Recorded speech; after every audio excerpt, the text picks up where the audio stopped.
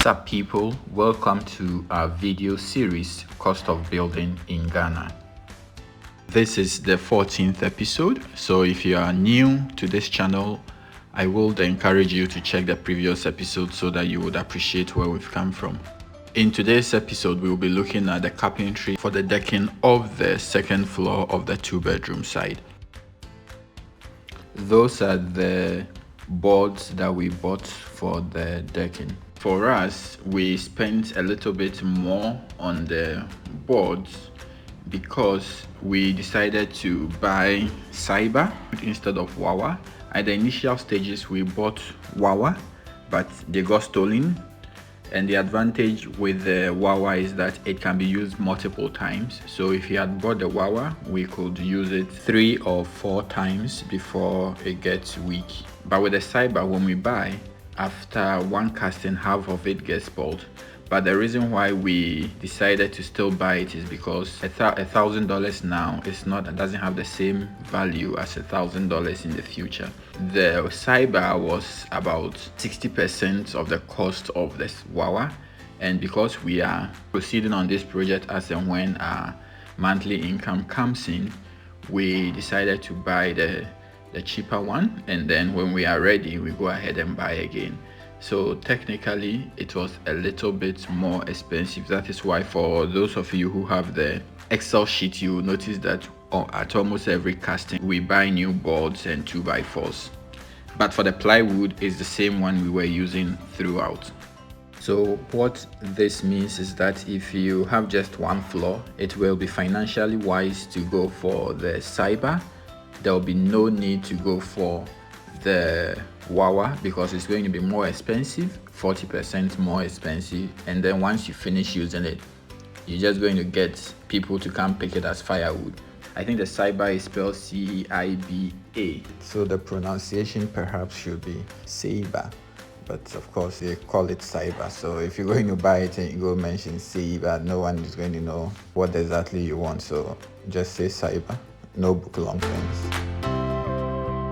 So let's look at the dimension of the wood, so that for those of you who usually contact me for the estimates of wood needed, you will be able to do the calculation yourself.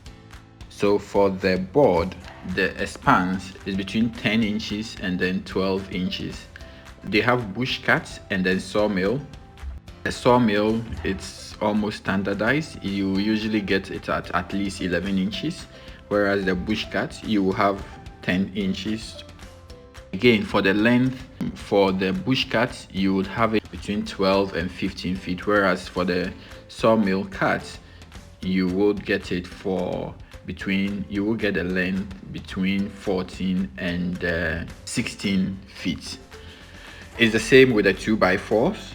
The bush cut has the same length, 12 to 15 feet, and then the sawmill, you get it 14 to 16 feet.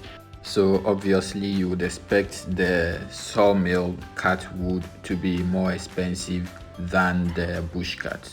So depending on the expanse of what you're using it for, you can decide on what to buy. So for instance, we decided to go for the sawmill ones because the bedroom is wider than 14 feet. And for the places which are less than 12 feet, we decided to buy the bush cut. By the way, you are worried about where the carpenter is standing. You are not alone. My wife also gets concerned when she sees them standing without any harness. The interesting thing is I once offered the harness and he took it, pretended he was using it whilst I was there. By the time I came back, he had put it somewhere. So the spacing for the 2x4s is 2 feet and it's the same for the bamboo. So just make sure they don't make it wider, because if they do, you may end up having the platform sagging when the concrete is poured.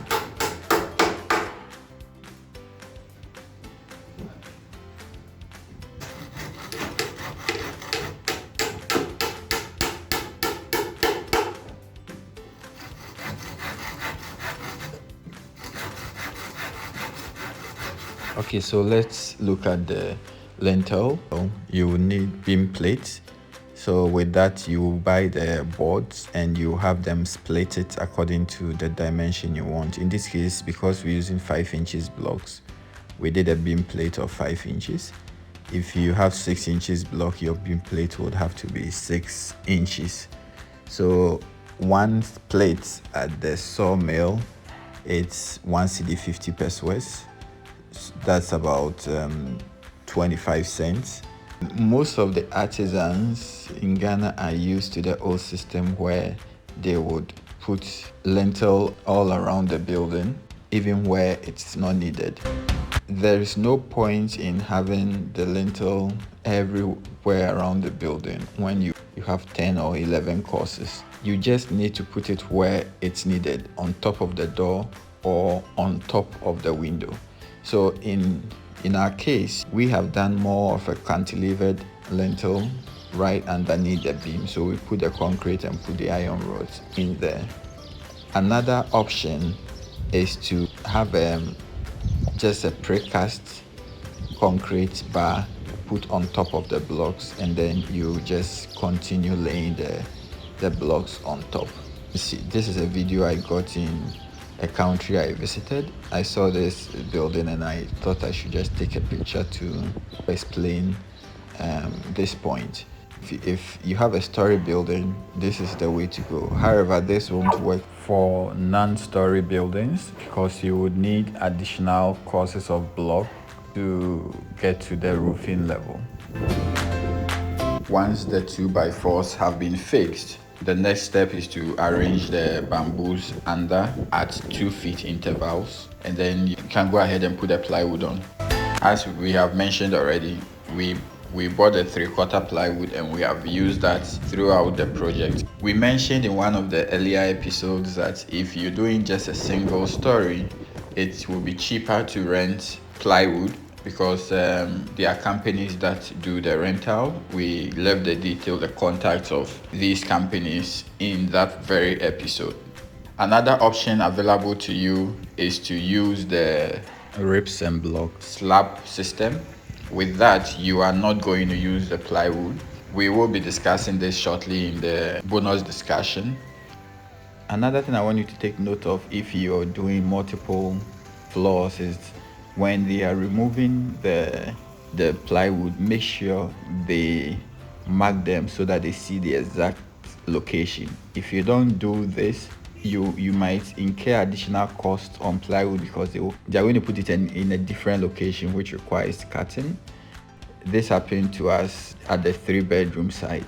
And another thing that could happen is they would spend almost an entire day trying to position them at the right place if you insist they shouldn't cut. So in the video you saw, that is why you see the plywood piled up, because after the 3-bedroom side mistake, I insisted that they need to arrange it just like it was below.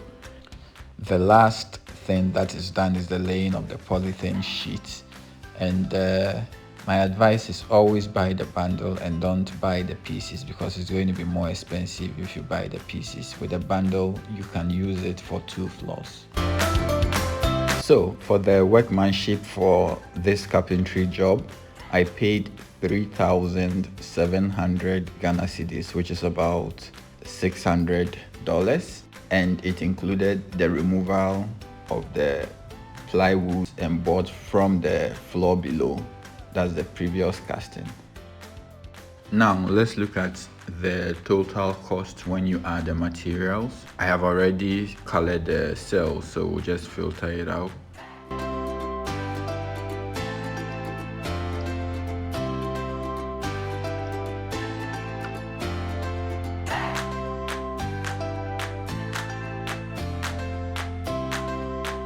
So everything, as you can see at the bottom right, is about 7,800 Ghana cedis, which is about $1,200.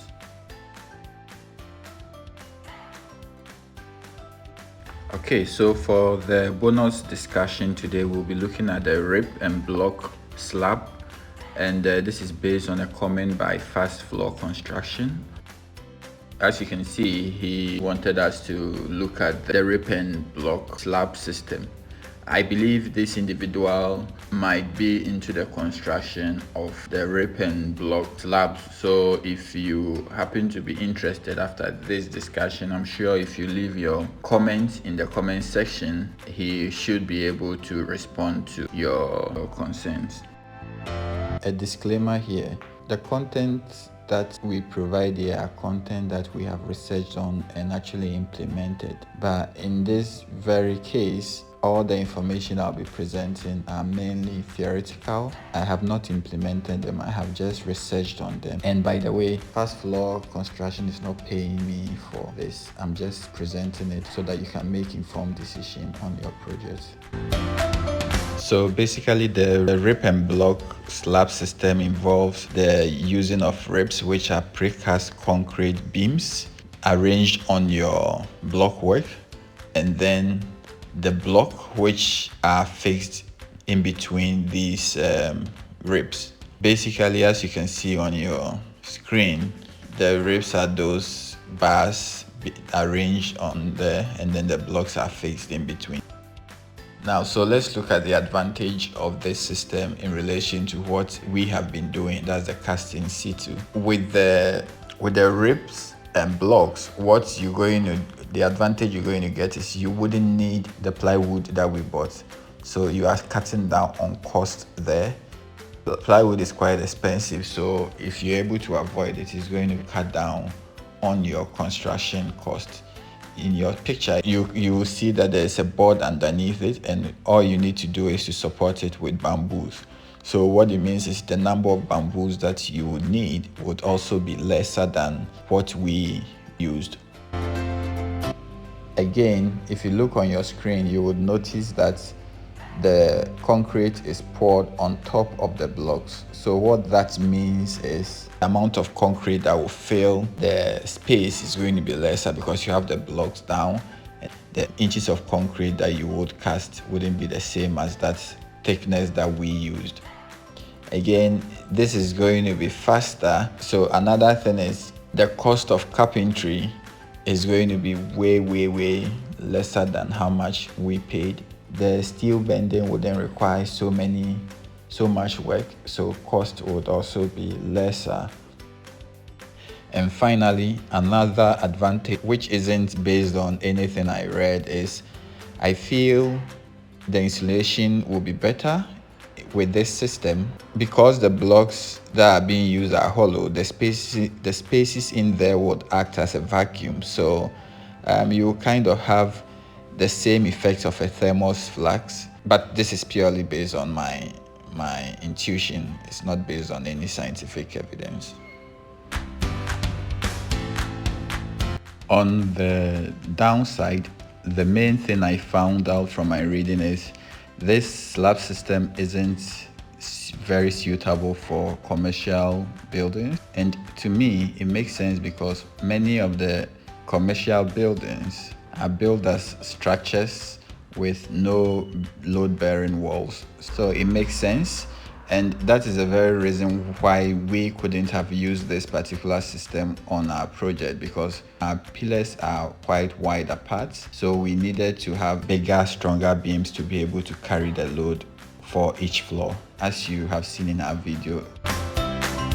So in summary, the good thing is this slab system is basically good for residential buildings, and since most residential projects in Ghana are being constructed with load-bearing walls, this system will be suitable for residential building projects.